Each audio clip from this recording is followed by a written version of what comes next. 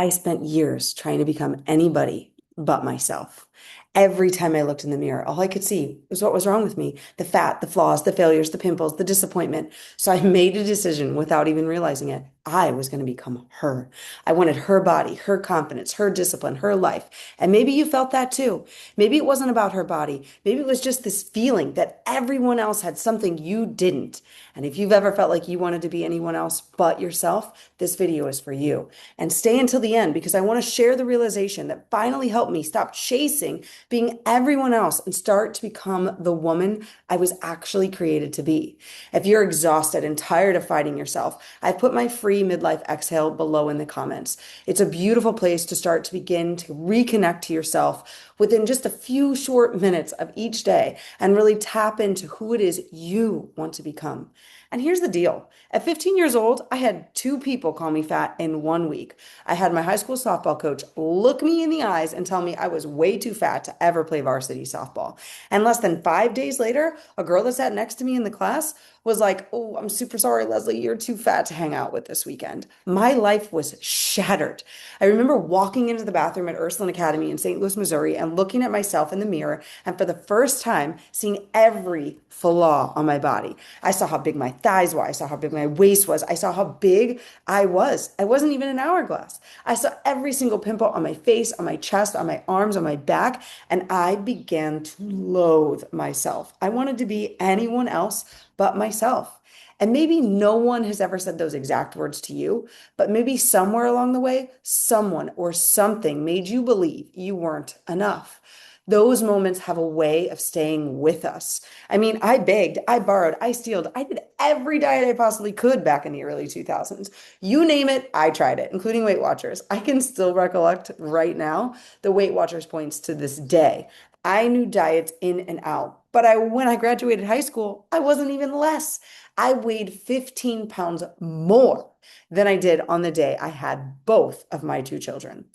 After high school, I went onward to be a dietitian. Of course, why would I not want to be a dietitian? I learned how to eat and master so my weight could be perfect and I could finally be healthy and be her. But when I entered college, I realized I felt even more pressure.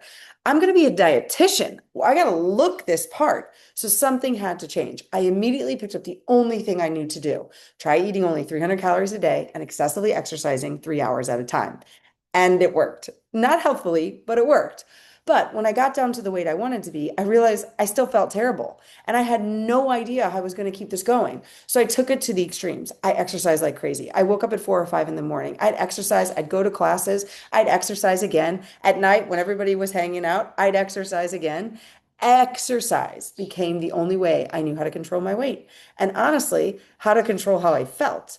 I just wanted to be her. So shortly after college, when I was still at my ideal weight and exercising like crazy, I joined the United States Navy as a registered dietitian. And as I entered, I was confronted by hundreds of people asking me the same thing. Tell me what to do. Tell me how you got there. Tell me what I need to eat. Tell me what I need to drink. Tell me how to exercise. I'll do it. I just want it. And that's when I realized they were asking the same question I'd been asking since I was 15. How do I become her? How do I get there? And what do I need to do?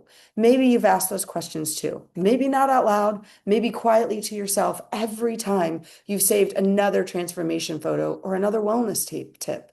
We believe these people have something we don't. They have this magical tool. They get to look good, they get to feel good, they get to have it all. I wanted to be them. As a matter of fact, I wanted to be anybody but myself. That's why I became an expert in nutrition. That's why I became an expert in exercise. That's why I became an expert in meal plans. I became an expert because of these things, because I thought if I knew enough, I'd finally become enough. I learned that boot camp will get me this, and CrossFit will get me this, and meal planning will get me this, and whatever she's got, I want it.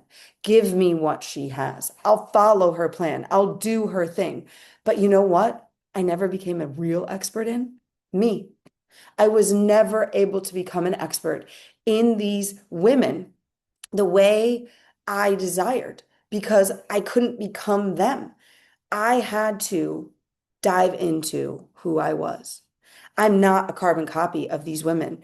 I have to become an expert in myself. So I started asking, instead of what is she doing? I started asking, what do I need? What do I really want?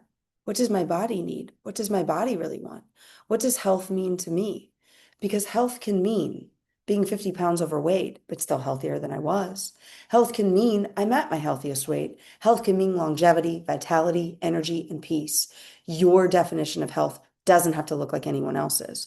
What kind of life do I desire to create? The less we focus outwardly on what everyone else is doing, and the more we turn inward into what's going on inside of us and what we truly want, the closer we're going to get to the life and health we're actually looking for. What if the goal became, instead of looking to be the woman you admire, that your goal is learning to admire the woman you're becoming? Then every health choice, every boundary, every walk, every meal, every workout, every act of rest becomes an act of becoming, not proving, not fixing, just becoming you again. I'd like to leave it here. If this is something that has been on your heart, if you don't want to miss the next couple of, then you don't want to miss the next couple of weeks here on my channel. I'm starting a brand new series called Things I Wish Women Understood About Health. We're going to talk about weight, food, consistency, comparison, your body, self-trust. It's the kind of health conversation I wish someone had with me years ago.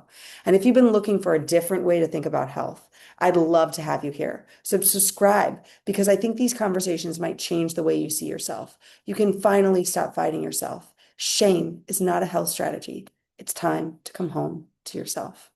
I'll see you in the series. Bye for now.